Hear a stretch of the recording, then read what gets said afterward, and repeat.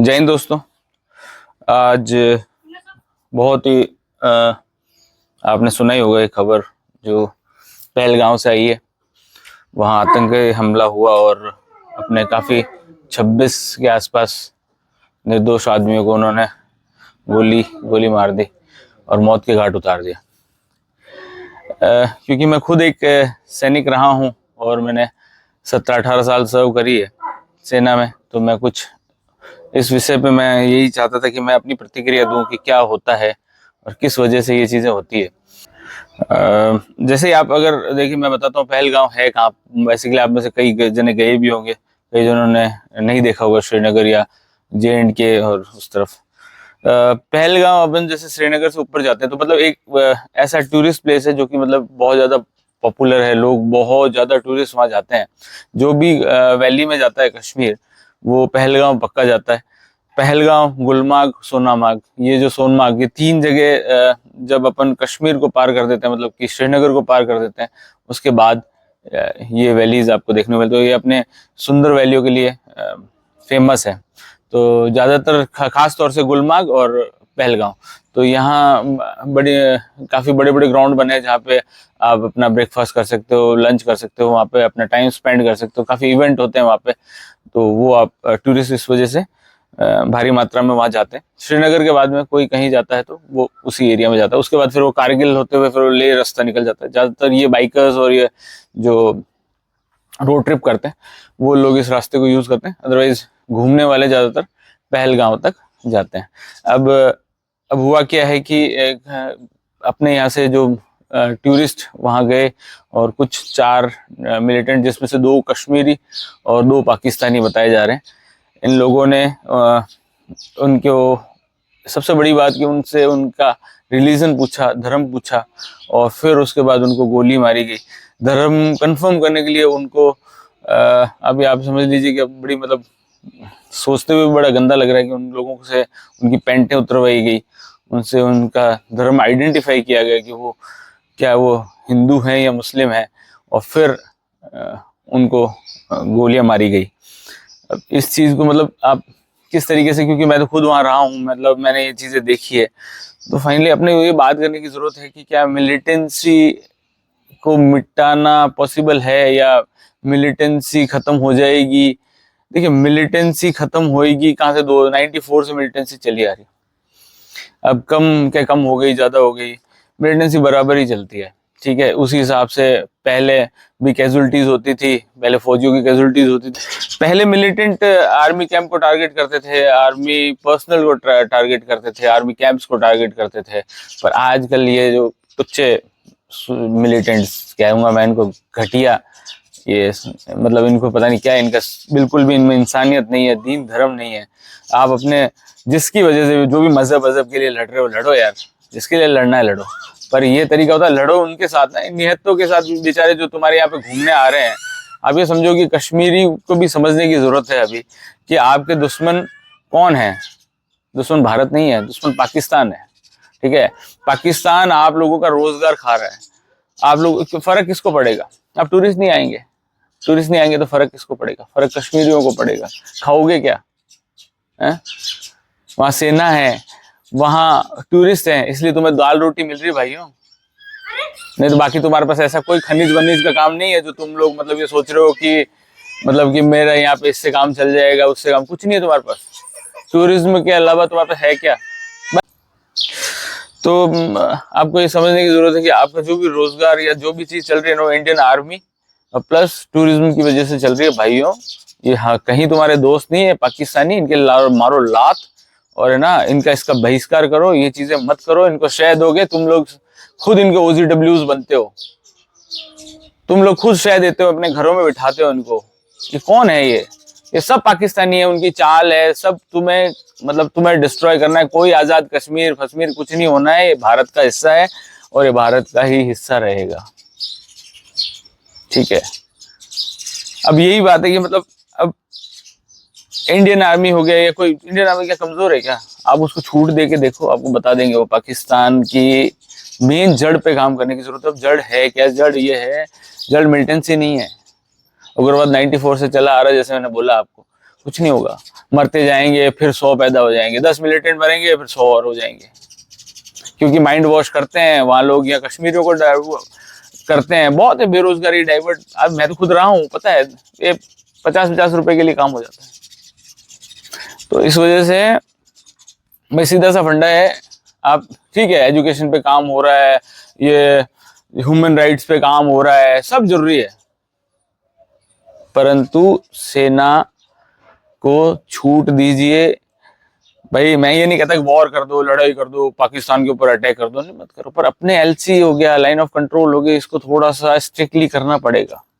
मारो पाकिस्तानी सिपाहियों को, खींचो मीटर, और है ना इनको, इनके जितने कैंप है ना सबको डिस्ट्रॉय करो। जब आप इनके आर्मी पे वार करोगे तब इनकी कमर टूटेगी, अदरवाइज ये ऐसे कैसे मिलिटेंसी करते रहेंगे, क्योंकि इनके तो क्या है, अपन अफसोस जाहिर कर लेते हैं, खेद प्रकट कर लेते हैं, इस वजह से नहीं होता।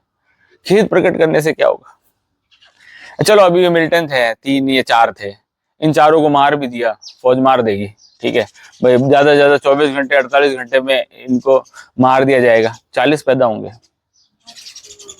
अक्षरधाम अटैक हुआ, पुलवामा अटैक हुआ, उड़ी, पठानकोट, बॉम्बे बम कांड, दुनिया भर के, कब तक आप इस चीज को अपन छुपाते रहेंगे, या अपन लोग इस चीज पे खेद प्रकट करते रहेंगे? कर कौन रहा है?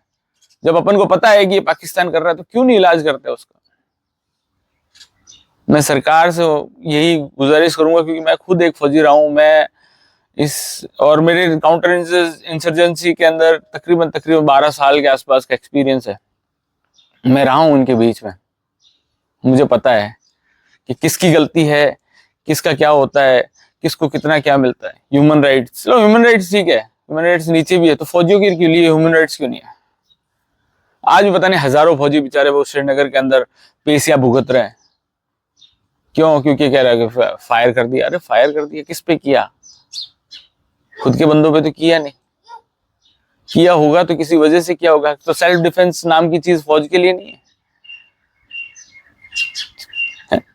तो कई चीजें, ऐसी चीजें हैं जिस पर अपन को बात करने की आवश्यकता है। अब मिलिटेंट, एक पार्ट बताऊंगा छोटा सा, अगर आप किसी एक ऑपरेशन एरिया में जा रहे हैं, अगला बंदा आपको लगे कि ये मिलिटेंट है, या फिर आपको लगे कि ये कोई अनऑथराइज, मतलब जो चीज आपको उस ऑपरेशन के दौरान नहीं होनी चाहिए, तो तब तक, जब तक आप फायर नहीं कर सकते, जब तक वो आप पे फायर ना कर दे।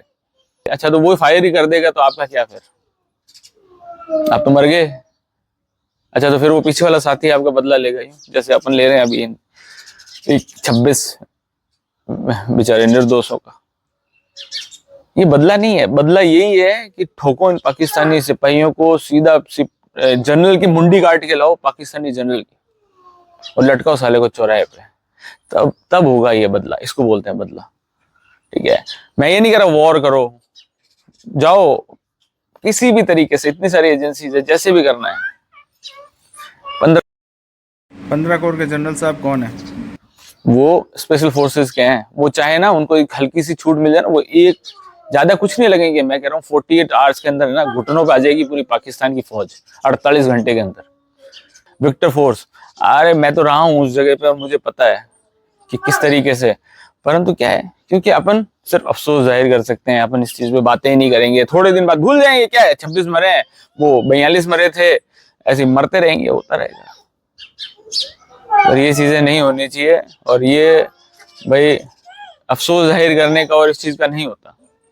अपने को रिवेंज लेना है तो इस तरीके से उनको ठोकना पड़ेगा, और घुस के ठोकना पड़ेगा, तभी ये काम होगा, अन्यथा चलता रहेगा। आज टूरिस्ट 40 मरे हैं, 26 मरे हैं, कल 40 मरेंगे, 80 मरेंगे, धीरे धीरे धीरे धीरे वहां।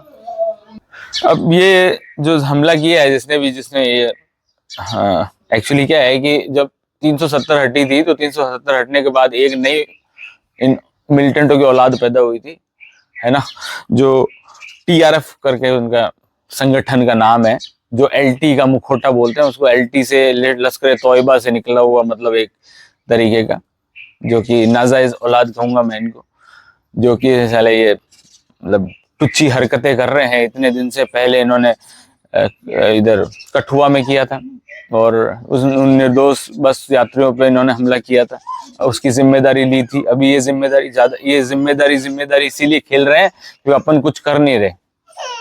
बाकी इनकी हिम्मत नहीं है कि ये इतनी जिम्मेदारियां ले पाए। जाके ठोको इनको, उस तरफ जाके इनके साले को कैंप तबाह करो, इनके जितने भी सरगना है इनको सबको फोड़ो। मैं तो कहता हूँ आप सीधा आर्मी पर अटैक करो। सबसे पीछे ये जनरल, पाकिस्तानी जनरल ही है, वही ये सब प्लानिंग्स करता है। आखिर में मैं तो यही कहूंगा कि मैं सरकार से यही आग्रह करूंगा कि भाई देश के जो आर्मी है ये कोई कमजोर आर्मी नहीं है, ये बहुत इनका लेगेसी रही है और दुनिया में इनका डंका बजता है। तो कृपया करके इनको मौका दें और जड़ पे काम करें। इन मिलिटेंट्स को मारने से, एक एक दो मिलिटेंट मारने से रिवेंज नहीं होगा। रिवेंज तभी होगा जब उनको ठोका जाएगा वहां घुस के, पाकिस्तान की आर्मी को, पाकिस्तान की जनरल को जब उसकी मुंडी काटी जाएगी ना, तब पाकिस्तान को समझ में आएगा। जड़ ही खत्म कर दो ना। रोज का रामायण है, कब से 1947 से भोग रहे हैं इन लोगों को। क्यों? जब ये नहीं सुधर रहे, अपन ये चला रहे हैं, वो चला रहे हैं, फिल्में बना रहे हैं इनके साथ, घर में हीरोइन आ रहे, मैच खेल रहे हैं, क्रिकेट मैच खेल रहे हैं। क्यों खेल रहे हैं भाई? क्या लेना देना इनसे? जब जिस भाषा में ये समझते हैं उसी भाषा में इनको समझाओ, घुस के मारो, तब इनको समझ में आएगा। अन्यथा जिम्मेदारियां ये लेते रहेंगे, अपन यहां से दुख प्रकट करते रहेंगे, यही चलता रहेगा। ठीक है, तो कृपया करके इनके ऊपर कड़ा एक्शन लो। एक्शन, अफसोस नहीं, एक्शन चाहिए। एक्शन लो और ऐसा एक्शन होना चाहिए, याद करे इजराइल कैसे, इजराइल ने हमास की हालत खराब कर दी। क्यों? क्योंकि दुश्मन, देखो दुश्मन कोई भी हो, वो उसको पालते रहोगे और नासूर बनेगा और आखिर में आपका ही काम हो जाएगा। भले आप हिस्ट्री उठा के देख लेना, औरंगजेब, मोहम्मद गजनी, जिन को अपन ने यहाँ पे सह दी ना, पृथ्वीराज चौहान का आपने देखा ही होगा।